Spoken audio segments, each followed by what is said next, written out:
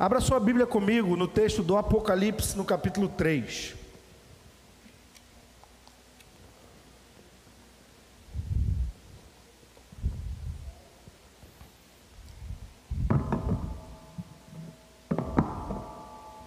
Não fica, não? Texto do Apocalipse, no capítulo 3, a partir do versículo 7. Você que tem vindo aos cultos de domingo, no nosso mês de julho, tem acompanhado tudo aquilo que o Senhor tem falado ao nosso coração. Tem percebido que nós temos estudado as cartas às igrejas que estão no texto do Apocalipse de João.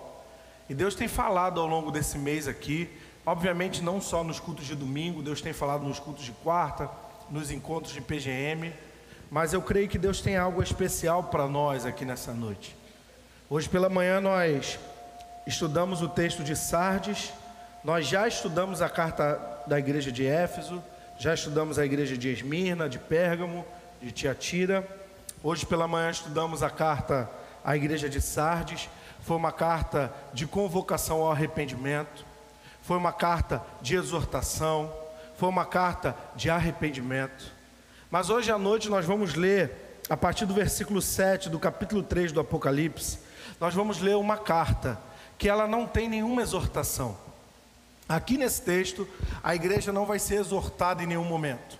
É um texto de consolação, mas um texto de atenção também à igreja, de lembrança do poder e do Espírito Santo e da atuação que Ele tem na sua igreja. Texto do Apocalipse, capítulo 3, versículo 7, diz assim o texto da palavra do Senhor: ao anjo ou ao mensageiro que está com a igreja em Filadélfia, escreva: estas são as palavras daquele que é santo e verdadeiro, que tem a chave de Davi. Ele abre a porta e ninguém pode fechar, e o que ele fecha, ninguém pode abrir.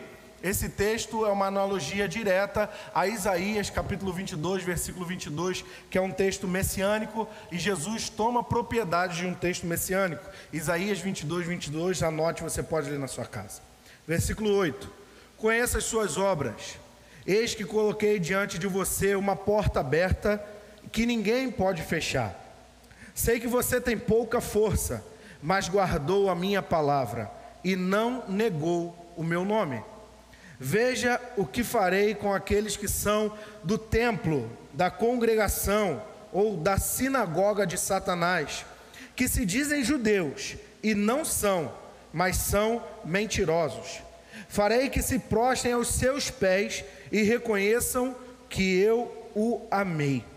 Visto que você guardou a minha palavra de exortação, a perseverança, eu também o guardarei da hora da provação que está para vir sobre todo o mundo, para pôr à prova os que habitam na terra. Venham em breve, retenha o que você tem, para que ninguém tome a sua coroa. Farei do vencedor uma coluna no santuário do meu Deus, e dali jamais sairá. Escreverei nele o nome do meu Deus e o nome da cidade do meu Deus, a nova Jerusalém, que desce dos céus da parte de Deus. Também escreverei nele o meu novo nome. Aquele ou aqueles em vista alegre, que tem ouvidos, ouça o que o Espírito diz à igreja de Vista Alegre. Amém? Vamos orar? Enquanto nós vamos orar, eu peço que alguém me ajude com esse ar, porque essa lâmpada quente aqui, por favor, aumenta a potência aqui, por gentileza. Vamos orar. Senhor, nós somos gratos a Ti nessa noite pela Tua palavra, cremos que essa é a Tua palavra. Queremos Te ouvir, estamos aqui para Te ouvir. Ensina-nos mais um pouco de Ti. Queremos aprender nessa noite. Oramos assim no nome de Jesus. Amém e amém. No Novo Testamento, houveram muitos imperadores do Império Romano que foram cruéis e que perseguiram a igreja de Jesus. Por volta do ano 60 até o ano 63, houve um imperador na cidade de Roma, chamado Nero. Nero, ele colocou fogo em quase toda a cidade de Roma, exceto em 2 bairros, o bairro onde estavam os judeus e o bairro onde estavam os cristãos. E quando a população começou a perseguir Nero a respeito da atitude que ele tomou, ele logo colocou a culpa sobre os judeus e sobre os cristãos. E ali por volta do ano 60 até o ano 66, Nero mandou crucificar todos os cristãos e os judeus da cidade de Roma. E ao crucificar eles à noite, para poder iluminar a cidade de Roma, ele mandava não somente crucificar os cristãos ainda vivos, mas mandava que jogasse óleo sobre eles e incendiava o corpo deles ainda vivo, para que os cristãos ali, sendo queimados em praça pública, sendo queimados nas ruas de Roma, o seu corpo e a luz pegando fogo no seu corpo pudesse iluminar as ruas de Roma. Nero foi um imperador terrível para o cristianismo, e foi nas mãos de Nero que a tradição da igreja vai dizer que morreu o apóstolo Pedro e morreu o apóstolo Paulo. O apóstolo Paulo já estava na prisão romana por volta do ano 60 e pela mão de Nero morreu. E Pedro, mais à frente, também indo a Roma, segundo a tradição da igreja, vai ali ser crucificado e morto, e não aceitando ser crucificado e morto como Jesus e como os outros cristãos, ele foi crucificado de cabeça para baixo. Por volta do ano 60 até 66, morreu Paulo, morreu Pedro na cidade de Roma. Roma perseguia toda a igreja. Alguns apóstolos se dispersaram por todo o mundo. Filipe chega até Alexandria, antigo Egito, e na cidade de Alexandria, que ainda existe no Egito atual, ali Filipe vai perder a sua vida por amor do evangelho. Simão, o zelota, compartilhando o amor, sendo fiel às escrituras, sendo fiel ao evangelho de Jesus, ainda em Jerusalém, vai perder a sua vida por volta da década de 60 depois de Cristo. André vai chegar até o norte. Alguns dizem na tradição cristã que o discípulo André chegou até a Rússia atual, outros dizem que ele chegou até a Ucrânia atual, outros dizem que ele chegou até a Macedônia atual. Contudo, ali André também vai perder a sua vida. E como nós já falamos outrora, já falamos em outra pregação, também o apóstolo Tomé, aquele que outrora duvidava, ele é o que vai caminhar mais distante. Ele chega até a Índia, e ao chegar na Índia e pregar ali o evangelho, um dia, orando dentro de uma caverna, é lançado e jogado lanças sobre ele, e Tomé tem a sua vida dizimada.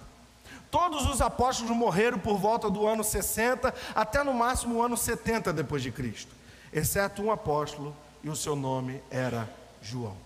E é até por isso, você pode anotar aí, ler na sua casa, lá no capítulo 21 do Evangelho de João, nos versículos 21, 22 e 23, está escrito que Pedro pergunta sobre João: o que vai acontecer com ele? Pedro pergunta para Jesus, e Jesus vira para Pedro e fala assim: se eu quero que ele fique vivo, até que eu venha, o que te importa? Quanto a tu, segue-me. Ali era uma profecia a respeito de que Pedro iria morrer e que João permanecia fiel durante muitos anos, não uma profecia de que João não haveria de morrer.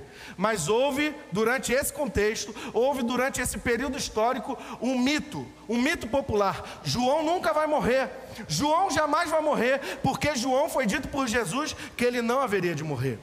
Mas a verdade é que anos se passaram, surge então um imperador chamado Vespasiano, e o imperador Vespasiano é um imperador bom, que permite os cristãos, bom entre aspas, né, irmãos? Era um imperador romano, mas que permitia os cristãos cultuar o seu Deus. Depois que Vespasiano morre, vem o seu primeiro filho a governar o Império Romano. Seu nome era Tito, e Tito permitia que os cristãos continuassem fazendo culto. E quando Tito, o irmão mais velho, o filho mais velho de Vespasiano, morre, surge então Domiciano. Domiciano, num primeiro momento, nos seus 3 primeiros anos, e é preciso que você preste atenção nesse sermão, para você entender tudo aquilo que vamos falar de Filadélfia. A gente só está contextualizando. Domiciano, num primeiro momento, ele se preocupa com as fronteiras do império, não se preocupa com quem está dentro do império. E aí nós já estamos por volta da década de 90, 94 ou 95 depois de Cristo. Até que então, em 94 e 95, Domiciano volta o seu olhar para dentro do império. Ele tinha um primo, quase irmão, chamado Clemente, que era cristão. Esse Clemente havia casado com uma prima dele também, chamada Domitila, também cristã.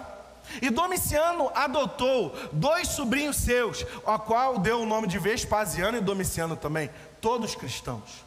A Domiciano perceber que o cristianismo estava tomando conta do Império Romano, que o cristianismo era uma religião dos pobres, dos marginalizados, dos escravos, porque outrora o escravo era objeto para todo tipo de abuso do seu senhor, abuso sexual, abuso escravocrata. Agora na igreja de Jesus, aquele que é escravo e é livre é igual. É por isso que o apóstolo Paulo vai dizer em Gálatas capítulo 3, versículo 29, entre vocês já não existe nem escravo nem livre, homem nem mulher, judeu ou grego, porque todos vocês são um só no Senhor. Enquanto que no Império Romano havia hierarquias, as pessoas, existiam os escravos e os livres, os que tinham direitos e os que não tinham direitos, os homens e as mulheres, tudo era dividido, cheio de preconceitos e normas. Do Império Romano, na igreja de Jesus, não havia escravo ou livre, não havia rico ou pobre, porque todos eram chamados irmãos. E é por isso que na igreja de Jesus, aqui nesse ambiente onde eu e você estamos, não há classes sociais importantes, não importa de qual bairro nós viemos, porque aqui todos nós somos irmãos em Cristo Jesus. Só que isso começa a desfazer as bases do Império Romano. Isso começa a desfazer as bases do espírito do anticristo, do espírito da Babilônia. Vocês lembram? Domingo passado que nós conversamos aqui? Amém? Quem lembra? Graças a Deus. Isso começa a desfazer as bases de um império que era sustentado em cima da escravidão, em cima da maldade, em cima da opressão. E Domiciano então começa a perseguir os cristãos. Domiciano começa a perseguir logo os da sua casa, manda matar o seu primo Clemente, a sua esposa Domitila. Ele manda para uma ilha distante os seus 2 sobrinhos, que seriam herdeiros do trono, eram cristãos, somem, desaparecem, porque senão seriam mortos na mão do imperador. E o imperador, não satisfeito, descobre que havia ainda um apóstolo vivo, seu nome, João. Então ele manda chamar João, e ao João não negar o evangelho, a tradição da igreja vai nos dizer que Domiciano, como eu falei aqui há 2 domingos atrás, o coloca num caldeirão de óleo fervendo. E a tradição da igreja diz, isso não é um texto canônico, que João sai daquele óleo fervendo totalmente ileso. Ao que Domiciano, não aceitando que ainda existia um apóstolo, um representante de Jesus vivo, o envia para a ilha de Patmos. E é nessa ilha, da ilha de Patmos, aonde João vai escrever cartas de insubordinação ao Império Romano. Ele vai falar algo terrível contra o Império Romano, só que devido a ele apontar contra o Império Romano, a ele acusar contra Domiciano, a ele pregar contra o Império Romano, ele precisava escrever suas cartas como códigos, como segredos, como enigmas. E é isso que nós estudamos e estamos estudando ao longo do mês de julho. Chegamos então na carta à igreja de Filadélfia, aonde o Espírito de Deus, ou o próprio Jesus Cristo, fala ao mensageiro, fala ao pastor, fala ao anjo da igreja em Filadélfia. Ele escreve ao anjo, porque o anjo é o mensageiro que falaria a toda a igreja, e ele diz assim, acompanhe comigo na sua Bíblia: essas são as palavras daquele que é santo e verdadeiro, que tem a chave de Davi, o que abre a porta e ninguém pode fechar, e o que fecha e ninguém pode abrir. Conheço as tuas obras, e eis que coloquei diante de você uma porta aberta, que ninguém pode fechar. Sei que você tem pouca força, mas guardou a minha palavra e não negou o meu nome. A primeira coisa que Jesus vai fazer ao se comunicar com a igreja de Filadélfia, e Filadélfia significa aquele que ama fraternamente, porque vem de filéu, Filadélfia, amor fraternal. Essa cidade era uma cidade que já no seu nome possuía o amor filéu, possuía o amor fraternal. E nessa cidade, Jesus envia uma carta ao pastor para que fosse lida a toda a igreja, ou ao anjo, ou ao mensageiro, e ele fala para toda a igreja: olha, aquele que é santo, aquele que é da raiz de Davi, tem uma notícia para você: eu abro portas e eu fecho portas. Qual é a primeira notícia que Jesus está dando a essa igreja? Preste atenção, porque se você se distrair, possivelmente você vai perder alguma informação. E eu queria pedir para que no momento da palavra a gente evitasse todo tipo de movimentação, porque às vezes distrai algum irmão que está tentando prestar atenção. O que o texto está falando para nós nessa noite: Jesus toma para si um título messiânico. Jesus toma para si um título do Messias. Ele diz: aquele que tem o poder de abrir a porta e ninguém pode fechar, e aquele que tem o poder de fechar a porta e ninguém pode abrir. Em outras palavras, ele tem o controle e a chave em suas mãos. O que Jesus está falando à igreja de Filéu, que é uma igreja que está passando perseguição, ele está avisando assim: eu sei que Domiciano, eu sei que o Império Romano, eles pensam que tem todo o poder, eles pensam que tem toda a autoridade, eles pensam que são senhores sobre o mundo. Afinal de contas, o imperador romano exige para si adoração, exige para si que todo joelho se dobre sobre ele, exige que em cada cidade do Império Romano tenha um templo onde o imperador é adorado. Mas Jesus tem uma palavra para a sua igreja, e ele lembra a igreja de Vista Alegre nessa noite: não é o imperador romano quem tem as chaves de todas as cidades, não é o imperador romano que é o Senhor e é o governador sobre todas as pessoas e sobre todas as culturas. É Jesus quem tem a chave, e quem tem a chave, meu irmão, no texto bíblico, tem o controle. Quem tem a chave tem um domínio, quem tem a chave tem um controle absoluto. E o texto está dizendo que quando Jesus chega, ele abre uma porta e imperador nenhum, espírito do anticristo nenhum pode fechar. E também quando ele fecha uma porta, não há inferno que consiga abrir aquela porta. O que o texto da palavra de Deus está falando para mim e para você nessa noite é que Jesus não perdeu o controle da história. Jesus não perdeu o controle das cidades, Jesus não perdeu o controle do mundo, Jesus não perdeu o controle da história da humanidade. Ele ainda tem as chaves, e é ele quem abre e fecha todas as portas, meus irmãos. O imperador tinha muito orgulho, tinha muita vaidade, tinha muito poderio, e ele pensava que ele tinha força para governar todas as nações. Afinal de contas, ele era o imperador, ele era o Senhor. E Jesus, mandando uma carta à igreja de Filéu, e ele fala comigo e com você nessa noite, aqui em Vista Alegre: eu ainda tenho poder para abrir portas que você está orando, eu ainda tenho o poder absoluto para abrir portas na tua vida, eu ainda posso abrir portas que ninguém vai fechar. Então para, crente, de ter medo do olho gordo, para, crente, de ter medo da feitiçaria, para, crente, de ter medo, e o crente só falta bater na madeira 3 vezes, né? Não, eu não falo o que está acontecendo de bom, Abimal, senão os outros crescem o olho, crescer o olho vai dar errado. Jesus falou que a porta que ele abre, ninguém pode fechar. É ele quem tem um domínio, é ele quem tem a força, não são os espíritos do anticristo. Mas também tem algo que nós precisamos nos lembrar nessa noite: a porta que ele fecha também ninguém pode abrir. E aqui o Senhor tem falado algo para nós em Vista Alegre. Há portas que o Senhor tem fechado, que nós estamos forçando. Há caminhos que nós tentamos percorrer, que não são caminhos do eterno para a nossa vida. Talvez eu e você estamos tentando algumas portas, tentando alguns caminhos, forçando algumas maçanetas, e o Senhor foi quem fechou aquela porta. E aí a primeira coisa, Edmar, cadê o Fábio, né? A primeira coisa que a gente faz, Edmar, é falar que o inimigo está furioso. E aí a gente começa a exaltar o poder do maligno, a exaltar o poder do diabo. Fizeram feitiçaria para mim. Com certeza. Com certeza. Sabe por quê? Sabe por quê, pastor? No outro dia eu saí de casa, na 5ª esquina, virando à direita, depois da rua tal, tinha um milho de pipoca lá. Era isso. Você está rindo?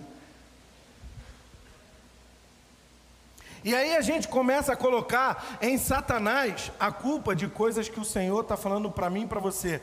Não é o caminho que eu tenho para você, não é a porta que eu estou te conduzindo.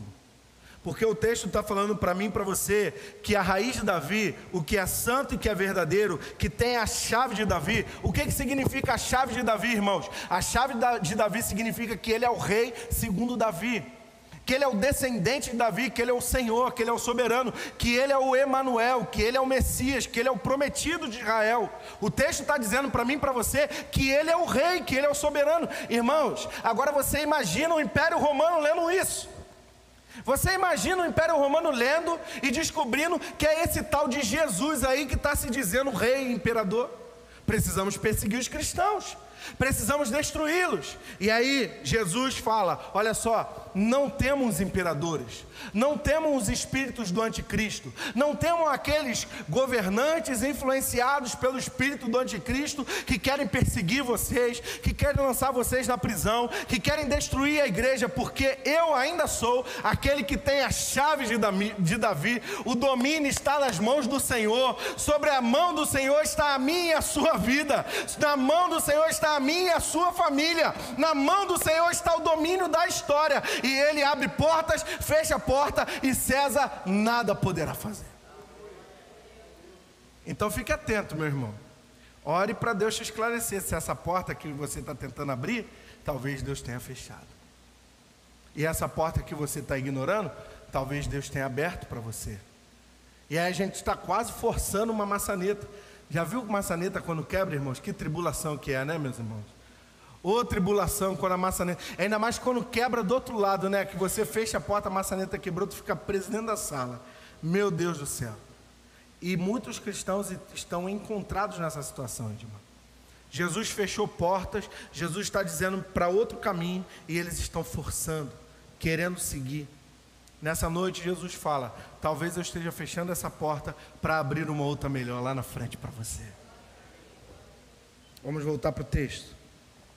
Versículo 8. Conheço as suas obras. Eis que coloquei diante de você uma porta aberta que ninguém pode fechar. Sei que você tem pouca força, mas guardou a minha palavra e não negou o meu nome. Essa pouca força possivelmente era porque a igreja em Filipenses, ou em Filadélfia, era uma igreja pequena, de pouca gente, talvez. Sei que você tem pouca força, mas guardou a minha palavra e não negou o meu nome. E olha só que interessante aqui, Jesus está dando uma recompensa para aqueles que não negaram o nome dele. Em outras palavras, as portas estão sendo abertas para aqueles que são obedientes ao nome de Jesus.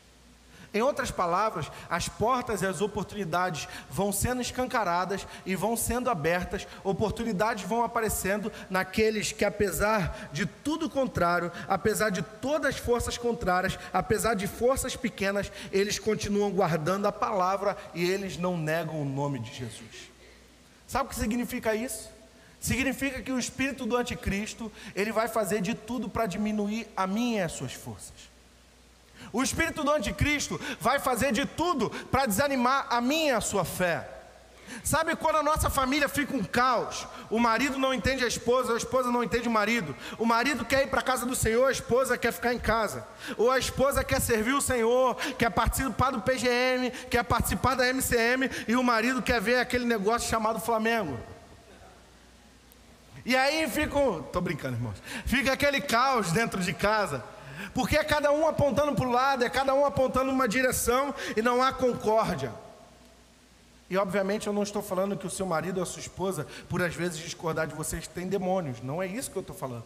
Mas o Satanás, o inimigo de nossas almas, ele usa de métodos e metodologias para desanimar e diminuir as nossas forças. É por isso que existem tantos cristãos no nosso meio desanimados na fé. É por isso que há tantos cristãos no nosso meio abatidos e desanimados. Porque Satanás, investindo contra você, investindo contra mim, ele vai acabando com as nossas forças. Só que a igreja em Filadélfia tem um segredo para mim e para você, para que as nossas forças sejam renovadas nessa noite. Aqui ele está dizendo: sei que você tem pouca força, mas você guardou a minha palavra e não negou o meu nome. E aqui está a receita para aqueles que estão desanimados. Aqui está a receita para aqueles que estão abatidos, para aqueles que estão pensando em desistir, para aqueles que estão olhando para trás, para aqueles que estão pensando, não está valendo a pena seguir o Evangelho, não está valendo a pena seguir o nome de Jesus, não está valendo a pena porque eu me sinto só, eu me sinto sozinha, eu me sinto abandonado, o pastor não me vê, o meu líder não me percebe, eu me sinto desanimada de ir à igreja, eu me sinto desanimado de participar da comunhão. O texto fala para mim e para você que aquilo que renova as nossas forças é guardar guardar a palavra de Deus e amar o nome do Senhor. O texto vai dizer que Abraão era fortalecido na sua fé enquanto ouvia a palavra e dava glória a Deus. A fé vem pelo ouvir e ouvir a palavra de Deus. Em outras palavras, eu quero falar para você, crente, que se encontra desanimado. Eu quero falar para você, crente, que está abatido, talvez endividado, talvez passando um momento difícil no seu lar, ou talvez qualquer outra confusão e momento difícil na sua vida. Há um antídoto para quando nós nos sentimos fracos. Há um remédio para quando nós nos sentimos abatidos, e esse remédio é a palavra de Deus. Lâmpada para os meus pés é a tua palavra, e luz para os meus caminhos. Quer ser animado? Leia a palavra de Deus. Quer ser fortalecido? Leia a palavra de Deus. Quer receber ânimo no teu espírito? Leia a palavra de Deus. Quer ser cheio do poder de Deus? Leia a palavra de Deus. Quer receber mais do Senhor? Leia a palavra de Deus. Quer receber uma revelação do alto, uma revelação nova? Leia a palavra de Deus. E ainda que a tua força seja pequena, ainda que a minha força seja pequena, a palavra está dizendo que aqueles que guardam a palavra e amam o nome do Senhor, Deus abrirá portas para o seu povo. Deus abrirá portas diante de nós. Por isso, se você está abatido e desanimado nessa noite, Deus quer abrir portas para você, mas você precisa guardar a palavra de Deus. O glória a Deus foi mais ou menos. Obrigado, Vera. Qual foi a última vez que a gente leu a Bíblia, hein, gente? É para a gente pensar. É por isso que Paulo vai escrever 1 Coríntios capítulo 15. Vocês, não é isso que está escrito lá, pastor? Quando ele fala da ceia, vocês, ao invés de ter comunhão, ao invés de prestar um culto de louvor, um culto de ceia, vocês estão pensando mais em comer e beber. E aí Paulo vai escrever lá em 1 Coríntios capítulo 15, a partir do versículo 21, lá para o versículo 26, 27. É por isso que há muitos fracos e desanimados no meio de vocês. Por que o crente fica desanimado? Não é porque o pastor desse prega mal. Por que o crente fica desanimado? Não é porque o louvor, Luan, está bom ou está ruim. Por que o crente fica desanimado? Não é porque o Elan conseguiu um microfone de coach para mim. Por que o crente fica desanimado? É porque o crente se afastou da palavra de Deus. Se afastou do Evangelho de Jesus. Amou mais as coisas do tempo presente do que o nome do Senhor. O texto vai continuar falando para mim e para você. Acompanhe comigo lá no versículo 9. Veja o que farei com aqueles que são da sinagoga de Satanás, e que se dizem judeus e não são, mas são mentirosos. Farei com que se prostrem aos seus pés e reconheçam que eu o amei. Visto que você guardou a minha palavra de exortação, a perseverança, eu também o guardarei na hora da provação que está para vir sobre todo o mundo, para pôr à prova os que habitam na terra. Quem aí já ouviu falar da grande tribulação? Quem nunca viu Deixados para Trás, né? O avião caindo. Aí, a imagem que nós temos do Apocalipse é de avião caindo. Tem até um hino do cantor cristão, o avião caindo. A gente gosta de ver avião caindo. O Apocalipse não se trata de avião caindo. Mas o texto está falando para mim e para você que a congregação de Satanás, o espírito de Satanás, o espírito de anticristo, investe contra a igreja. Preste atenção nisso para você entender essa mensagem. É essencial que você preste atenção. No contexto do Império Romano, nas cidades da Ásia Menor, haviam sinagogas e alguns falsos judeus, não judeus tementes a Deus, mas falsos judeus. Eles, sabendo que Domiciano estava perseguindo cristãos e judeus, para ganhar o apoio de Domiciano, isso é questão de história, eles acusavam os cristãos. E os cristãos, eu falei hoje de manhã aqui, eles eram acusados de algumas coisas. Primeiro, incesto, porque eu nunca vi irmão casar com irmão e eles casam com os irmãos. O Império Romano não entendia isso. Que negócio é esse? Ele chama a mulher de irmã, fala que a irmã dele casa com ela. Incesto. Outra acusação que o Império Romano trazia contra a igreja: eles são canibais, eles comem a carne e bebem um sangue de um tal de Cristo Jesus. Eles são canibais. Acusação do Império Romano. Outra acusação de Domiciano, e mais à frente, 20 anos na frente, com o imperador Trajano, eles fazem congregações e fazem comunhões que são proibidas. Outra acusação contra os cristãos, que vem 20 anos mais tarde, depois do Apocalipse, no período do imperador Trajano. Eles vão às catacumbas, cultuam a Jesus e não cultuam ao imperador e a César. Acusações, dedos apontados contra a igreja, sinagoga de Satanás. A sinagoga de Satanás, não se distraia, preste atenção nisso, para você entender. O texto do Apocalipse é um texto difícil, preste atenção. A sinagoga de Satanás era aqueles que, apontando para os cristãos, mentiam contra os cristãos, falavam mentiras e inverdade contra os cristãos. A história da igreja vai dizer, isso é uma questão de tradição da história da igreja, a gente não sabe até que ponto isso é verdade ou não, mas a tradição da história da igreja vai dizer que Judas, irmão de Jesus, o escritor da carta que está antes do Apocalipse, Judas, irmão de sangue, teve 2 netos, e seus 2 netos foram chamados à presença de Domiciano. E Domiciano, sabendo que eles eram parentes de Jesus, desse Jesus que era chamado de rei das nações, de rei dos judeus, de rei dos cristãos, eles 2 jovens foram chamados na presença do imperador. E o imperador questionou quem era esse rei que eles chamavam de Cristo, sendo que Domiciano era imperador sobre Roma, Domiciano era imperador sobre as nações. Ao que eles dizem: olha, Jesus é um rei, mas o seu reino não é desse mundo, o seu reino não é dessa terra.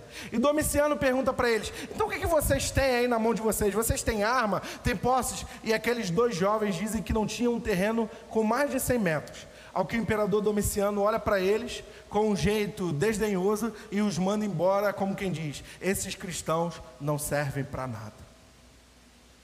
Só que ainda assim, a sinagoga de Satanás mentia e apontava contra a igreja. Se você é a igreja de Jesus, eu tenho uma notícia para te dar nessa noite: vão mentir contra você. Se você é a igreja de Jesus, eu tenho uma notícia para te dar nessa noite: vão mentir contra o evangelho de Jesus. Se você é da igreja de Jesus e professa o evangelho de Jesus, eu tenho uma notícia para te dar, e talvez você já tenha visto isso por aí em algum lugar: vão mentir dizendo que isso aqui só serve para causar opressão. Você já ouviu isso em algum lugar? Sinagoga de Satanás, o espírito do anticristo. E o texto está dizendo, versículo 10, que haveria de vir uma grande tribulação sobre todos ali. Eu falei aqui alguns sermões atrás que o Apocalipse ele pode ser interpretado em até 4 vertentes. E aí eu teria que fazer um curso aqui do Apocalipse para a gente poder destrinchar as vertentes. E uma das vertentes é a vertente dispensacionalista. Essa vertente, ela divide a história da humanidade em dispensações, e ela fala que a grande tribulação, ou essa tribulação que está sendo apontada aqui, é a mesma tribulação, e você pode anotar para estudar na sua casa, de Daniel capítulo 12, versículo 1, aonde Daniel fala de 70 semanas, onde haveria uma grande tribulação sobre todo mundo, e os dispensacionalistas entendem dessa forma, que é nesse período onde o anticristo vai dominar sobre as nações, o anticristo vai se assentar no trono, o anticristo vai se assentar no templo, hoje, que vai ser reconstruído no monte do templo, e ao se assentar, ele vai dizer: eu sou Deus, e vai fazer com que todos se curvem a ele, e irá perseguir todos os cristãos, ou quem ficou da vinda de Cristo. Mas também há um outro jeito de entender essa grande tribulação, e com isso eu não estou querendo dizer que os dispensacionalistas estão errados, eu só estou dizendo que há um outro jeito de se entender. E o texto de Mateus capítulo 24 diz que nos últimos dias, disse Jesus, nos últimos dias, depois você pode ler na sua casa, Mateus capítulo 24, nos últimos dias haveriam terremotos, pestes, guerras, perseguições. E se Jesus não tivesse abreviado os dias, encurtado os dias, muitos dos eleitos, muitos dos escolhidos não suportariam e também cederiam. Sabe o que significa isso, meus irmãos? Nós também já estamos passando por tribulações.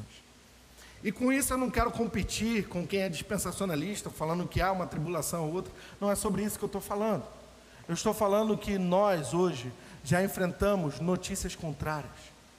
Passamos agora de uma pandemia que durou 2 anos. É crise econômica, crise política, caos, perseguição. guerra da Rússia contra a Ucrânia, guerra da Síria que já dura anos e anos e hoje em dia ninguém fala mais. Agora estourou uma guerra na África, em Uganda. A guerra em todos os lados. E há muitos que dizem que nós vivemos ainda dias de paz. Na verdade, nós já estamos vivendo as últimas dores.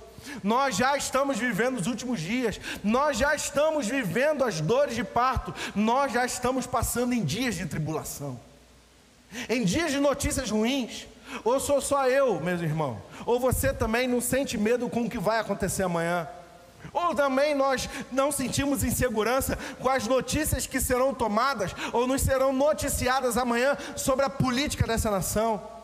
Ou nós também não sentimos medo ao sair por essas ruas?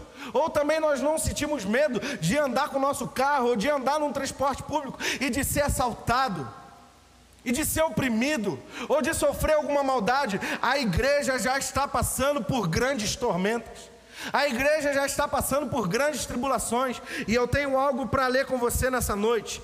Segunda carta do apóstolo Paulo a Timóteo. Abra comigo a sua Bíblia no capítulo 3. Segunda carta do apóstolo Paulo a Timóteo, no capítulo 3.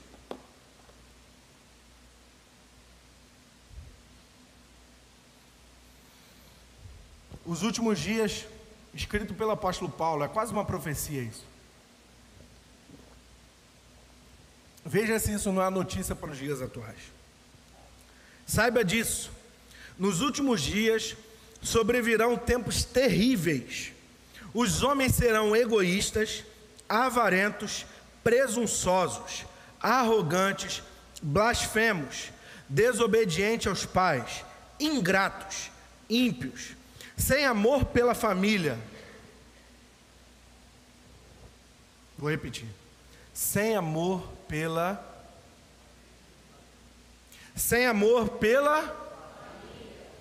Vocês estão entendendo, né? Vamos continuar. Irreconciliáveis, caluniadores, sem domínio próprio, cruéis, inimigos do bem, traidores, precipitados, soberbos, mais amantes dos prazeres do que amigos de Deus, tendo aparência de piedade, mas negando o seu poder. Afasta-se desses também. São esses os que se introduzem pelas casas e conquistam mulheres instáveis, sobrecarregadas de pecado, os quais se deixam levar por toda espécie de desejos. Eles estão sempre aprendendo, mas jamais conseguem chegar ao conhecimento da verdade. Como Janes e Jambres, que se opuseram a Moisés, esses também resistiram à verdade. A mente deles é depravada e são reprovados na fé. Não irão longe. Porém, como no caso daqueles, a sua insensatez se tornará evidente a todos. Os últimos dias. Só que Jesus fala em Mateus capítulo 24 e capítulo 25 que as dores do parto ainda não é o fim. Igreja de Filadélfia, igreja de Vista Alegre que está me ouvindo aqui aqui no presencial ou no online, nós já estamos sentindo as dores de parto. Nós já estamos vendo o final dos tempos. As notícias do fim já estão batendo as nossas portas. Só que Jesus diz que os sinais dos partos, as dores do parto, ainda não é o fim.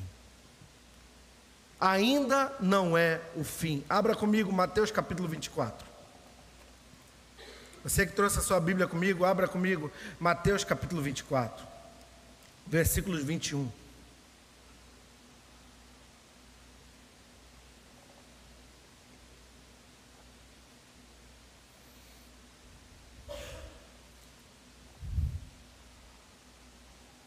Porque haverá então, Mateus 24, 21, porque haverá então grande tribulação, como nunca houve desde o princípio do mundo até agora, nem jamais haverá. Se aqueles dias não fossem abreviados, ninguém sobreviveria, mas por causa dos eleitos, por causa da igreja, aqueles dias serão abreviados. Se então alguém disser, vejam, aqui está o Cristo, ou ali está ele, não acreditem, pois aparecerão falsos cristos, falsos profetas, que realizarão, olha só igreja, preste atenção nisso, o Espírito Santo está falando conosco nessa noite, porque aparecerão pastores, aparecerão apóstolos, aparecerão igrejas que vão dizer, Cristo está aqui, Cristo está ali, Cristo é amor, Cristo é graça sobre graça, você é o centro do coração de Cristo, está tudo bem pecar, Jesus aceita você dos seus pecados, Jesus diz que está tudo bem para os seus pecados. Preste atenção, o Espírito Santo está falando pela palavra dele. Se então alguém disser, 23, vejam, Cristo está aqui ou está ali, não acreditem, pois aparecerão falsos cristos e falsos profetas, que realizarão grandes sinais e maravilhas, para, se possível, enganar até os eleitos. Versículo 25, vejam que eu avisei isso a vocês antecipadamente. Eu não quero entrar aqui no método teológico, se haverá uma grande tribulação de 7 anos, 1000 anos, não é sobre isso, mas o que a Bíblia diz é que nós já estamos vivendo as dores de parto. Nós já estamos vivendo os últimos dias, nós já estamos perto da iminente volta de Jesus, do iminente retorno para Ele buscar a sua igreja. Nós já ouvimos por aí todo tipo de profeta, todo tipo de profecia, e quantas vezes, meu irmão e minha irmã que está me ouvindo nessa noite, nós nos perguntamos, mas ali é sinais, dizem que ali é cura, dizem que ali é maravilhas, ele é apóstolo, ele é bispo, ele é pastor, ele é poderoso, ele é ungido. Preste atenção, porque haverão muitos falsos profetas. E o Paulo vai completar Timóteo dizendo, eles se tornarão mestres de si mesmos, avarentos, enganadores, mentirosos. Isso está acontecendo nos nossos dias ou não está, igreja? Isso está ou não está acontecendo atualmente, igreja? Igreja de Jesus, igreja de Filadélfia, igreja de Vista Alegre, não se disperse nessa noite. O texto da palavra do Senhor está dizendo que haveria uma grande tribulação sobre Filadélfia, que a igreja de Jesus passaria por tribulações aqui nessa terra, e todos aqueles que são eleitos, todos aqueles que têm o seu nome escrito no livro da vida, todos aqueles que guardam o evangelho de Jesus, sofrerão perseguição, padecerão lutas, guerras. Mas o texto está falando algo para mim e para você, versículo 10, lá do capítulo 3 de Apocalipse. Visto que você guardou, o que você guardou, igreja? Você guardou o que, igreja? Lembra o que eu falei no início do sermão? O que é que orienta o crente? Não, vocês não estão entendendo. O que é que orienta o crente? Pode ser melhor. O que é que orienta o crente? O que é que anima o crente? O que é que fortifica o crente? O que é que acaba com a dor, o desânimo do crente? O que é que cura o crente? O que é que aproxima o crente de Deus? O que é que aponta os pecados? O que lembra do arrependimento? E o que nos aproxima da santidade? A palavra de Deus, igreja. Glórias a Deus. Glórias a Deus. Será que você pode aplaudir o Senhor aí por isso?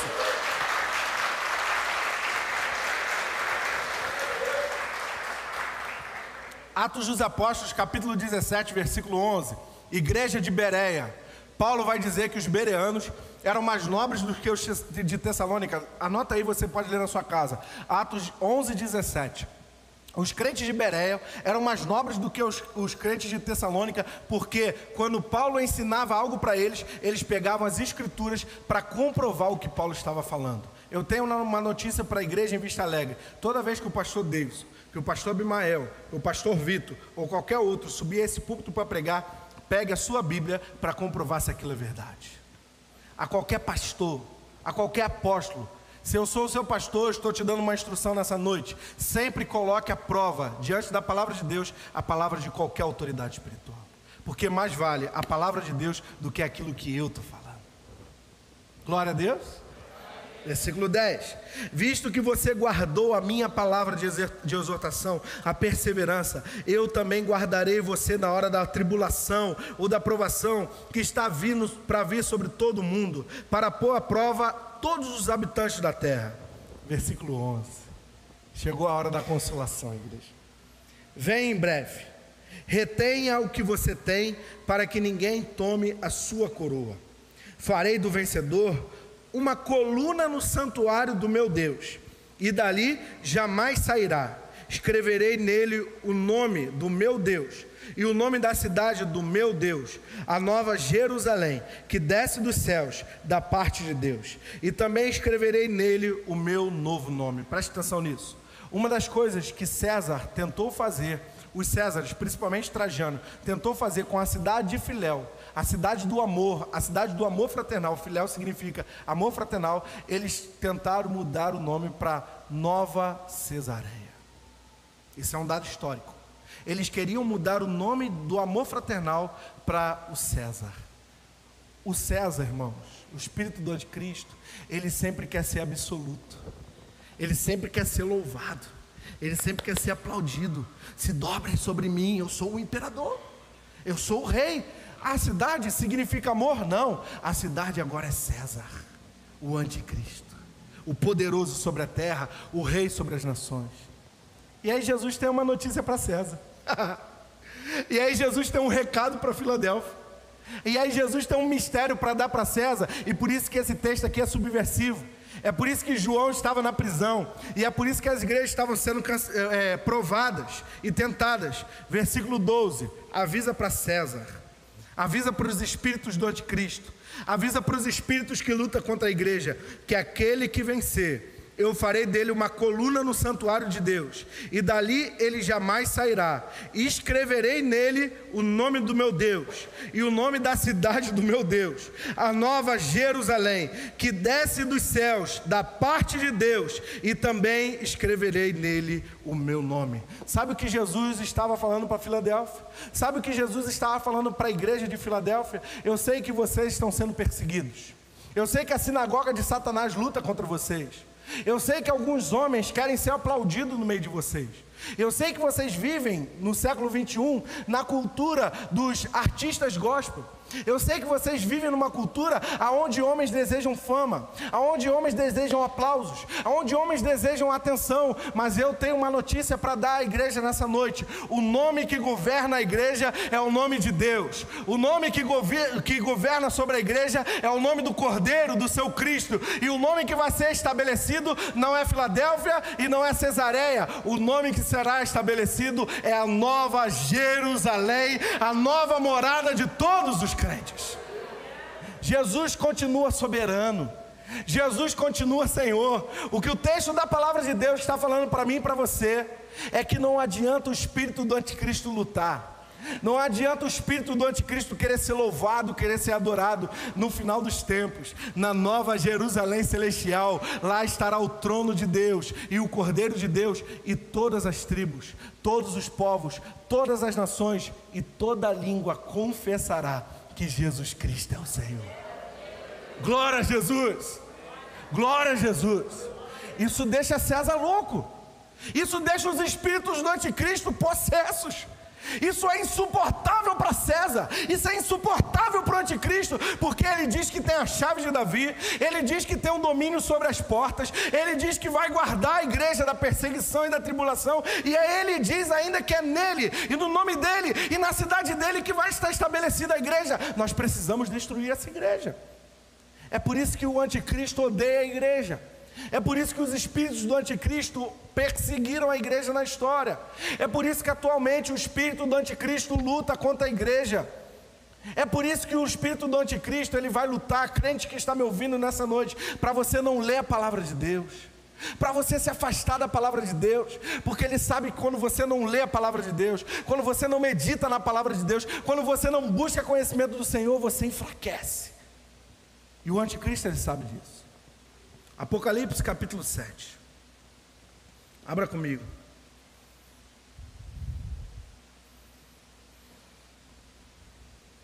Apocalipse capítulo 7, versículo 9. Olha só que interessante. Depois disso, olhei, e diante de mim estava uma grande multidão, que ninguém podia contar, de todas as nações, tribos, povos e línguas, em pé diante do trono e do Cordeiro, com vestes brancas e segurando palmas nas mãos, ou palmeiras. Lembra a entrada de Jesus na cidade? As palmeiras, você lembra? Domingo de Ramos, a entrada de Jesus. O texto está dizendo que lá na Jerusalém Celestial, novamente nós estaremos cantando Hosana. Hosana nas alturas. Acompanha comigo, volta lá na sua Bíblia, versículo 10. E clamavam em alta voz: a salvação pertence ao nosso Deus, que se assenta no trono e ao Cordeiro. Irmãos, você imagina César lendo isso? Você imagina Domiciano lendo isso? Domiciano pensando que ele tinha o trono, que ele tinha o poder sobre as nações, e o texto está dizendo que a salvação, ou em outros contextos, a vitória não pertence ao imperador, a vitória pertence a Deus, e é Ele que está sentado sobre o trono. Acompanhe comigo na sua Bíblia. Todos os anjos estavam em pé ao redor do trono, dos anciões e dos 4 seres viventes. Eles se postraram com o rosto em terra, diante do trono, e adoraram a Deus, dizendo: Amém, louvor e glória, sabedoria e ações de graças, honra e poder e força, sejam dados ao nosso Deus para todo sempre, e amém. Então um dos anciões o ancião perguntou para o João: quem são estes que você está vendo, que estão vestidos de branco, e de onde vieram? O João respondeu: Senhor, tu sabes. E ele disse: estes são os que vieram da grande tribulação. Estes são aqueles que passaram pelas dores do parto. Esses são aqueles que foram perseguidos nessa terra. Esses são aqueles que lutaram contra o espírito do anticristo. Aqueles que tiveram coragem de colocar o dedo na cara de César, na cara de Domiciano, na cara de Trajano, e falar assim: você não é Cristo, você não é Senhor, você não é absoluto. Eu tenho uma notícia para te dar nessa noite. Não importa a dificuldade que você esteja passando, Mamon não é absoluto, a falta de alimento não é absoluta, a doença na sua casa não é absoluta, a dor e a confusão não é absoluto. Os espíritos que lutam contra a plenitude da humanidade, os espíritos do anticristo, os espíritos do mal sobre essa terra não são absolutos. Só existe um que é absoluto, e ele vai voltar para levar para junto de Deus Pai todos aqueles que sobreviveram à grande tribulação, todos aqueles que suportaram a grande tribulação. Acompanhe comigo na sua Bíblia, versículo 14. E ele disse: esses são os que vieram da grande tribulação, que lavaram as suas vestes e alvejaram com o sangue do Cordeiro. Por isso, eles estão diante do trono de Deus, e servem de dia e de noite em seu santuário. E aquele que está sentado no trono não é Domiciano, não é o César. Ele estenderá sobre eles o seu tabernáculo. Nunca mais a igreja de Jesus terá fome, nunca mais a igreja de Jesus terá sede, nunca mais o sol os afligirá, nem qualquer calor abrasador, pois o Cordeiro está no centro do trono, será o seu pastor, ele os guiará com fonte de água viva, e Deus enxugará dos seus olhos todas as lágrimas. Glória a Jesus! O Cordeiro venceu, Ele está assentado no trono, e Ele enxugará de nossos olhos todas as lágrimas. Oh, glórias a Deus! Glória a Jesus! Oh, glórias a Deus! Isso é uma notícia terrível para o anticristo. Isso é uma notícia terrível para a Babilônia. Isso é uma notícia terrível para Roma. Eles vão ser derrotados. Não existe fome que não venha a ser derrotado. Não existe doença que não venha a ser derrotada. Não existe maldade nesse mundo que não seja derrotada, porque um dia o Cordeiro voltará, e nós que fomos lavados no sangue desse Cordeiro moraremos com Ele na Jerusalém Celestial. Volta lá no capítulo 3, versículo 12. Você percebe, irmãos, ao longo desse mês, presta atenção nisso, ainda não terminou o culto, ainda não são 9 horas. Você percebe ao longo desse mês que o Apocalipse não é um livro de dar medo? O Apocalipse é um grande culto celestial. O Apocalipse é um grande culto ao Cordeiro de Deus e ao Deus que está sobre o trono. Alguém ensinou para a gente uma teologia, pastor Vitor, pastor Mael, alguém ensinou para a gente uma teologia que o Apocalipse é cair avião, que o Apocalipse é besta, ai meu Deus. O Apocalipse é um grande culto celestial, é uma grande adoração ao Cordeiro de Deus. E se o Apocalipse é uma notícia ruim, é uma notícia ruim para o anticristo, é uma notícia ruim para César, é uma notícia ruim para os espíritos do anticristo, os espíritos da morte, os espíritos do mal. Para os eleitos? Para os eleitos ele é uma boa notícia. Depois desse mês de julho, irmãos, nós vamos ler o Apocalipse de uma outra maneira. Nós vamos ler o Apocalipse com alegria no coração, porque o Apocalipse é uma grande adoração celestial. É o tabernáculo aberto nos céus, há trombetas, há taças, há adoração. Capítulo 3, versículo 11.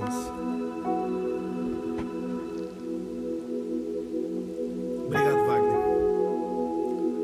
Venho em breve. Igreja de Vista Alegre, Jesus nos fala nessa noite: eu venho em breve. Retenha o que você tem. O que você tem? A palavra. Glória a Jesus. Para que ninguém tome de vocês o quê? A sua coroa, a sua recompensa, a sua recompensa, o seu galardão. Farei ao vencedor, ou farei do vencedor, uma coluna no santuário do meu Deus. Dali ele jamais sairá. Olha só como é a adoração, santuário. Vocês estão entendendo? Não se trata de bestas poderosas. A besta é o anticristo, e ele é um besta. Só que não é sobre ele, é sobre o santuário de Deus. E eu e você, que estamos em Jesus, não temos que nos apegar às bestas, ao dragão, à prostituta, à Babilônia, a Roma. Nós temos que nos apegar à seguinte notícia: ao que vencer vai ser uma coluna no santuário de Deus. Deixa eu te dar a última notícia antes da gente adorar o Senhor nessa noite. A cidade de Filadélfia, geograficamente, ela está situada, eu falei, na Ásia Menor, né? Vocês já aprenderam isso. Mas preste atenção nisso. Geograficamente, a cidade de Filadélfia, ela está situada numa falha tectônica. Elaine sabe bem o que é isso. O que significava que até o ano 20 depois de Cristo já tinha acontecido vários terremotos naquela cidade. E até os dias atuais essa cidade ainda é marcada por alguns terremotos, mas nesse contexto histórico muitos terremotos aconteciam. E o texto está dizendo que ao que vencer, olha como a carta tem tudo a ver com a cultura local. Ao que vencer vai ser uma coluna. E eles, os cristãos de Filadélfia, sabiam que muitos prédios não ficavam em pé naquela cidade, porque onde há terremoto, há perigo, caos, destruição, e os prédios vêm abaixo. Só que Jesus está dizendo que ao que vencer não há tribulação, não há terremoto, não há perseguição, não há luta geográfica ou espiritual que venha tirar a fortaleza que Ele nos colocará. Ao que vencer vai ser uma coluna na Jerusalém celestial. Aqui nessa terra pode ter terremotos, aqui nessa terra podem ter tribulações, aqui nessa terra podem ter lutas que nos causam medo. Aqui nessa terra pode a terra se mover. E Jesus falou, Mateus capítulo 24 e 25, nos últimos dias haverão terremotos. E aí nós podemos falar de terremotos geográficos, geológicos, ou nós podemos falar de terremotos espirituais. Caos, perseguição, luta. E muitos cristãos que estão fortificados às vezes esmurecem por causa da sua pouca força. Mas aquele que se apega a essa palavra, aquele que se apega às promessas, aquele que está firmado em Jesus, será uma coluna que não cairá, será será fortificado como uma coluna. E o texto está dizendo: ao vencedor será uma coluna, aonde? No santuário de Deus, no lugar de adoração, porque o Apocalipse é um convite a adorar a Deus no seu trono. E eu tenho uma notícia para você, crente: se você não gosta de adorar, o teu lugar não é no céu, não.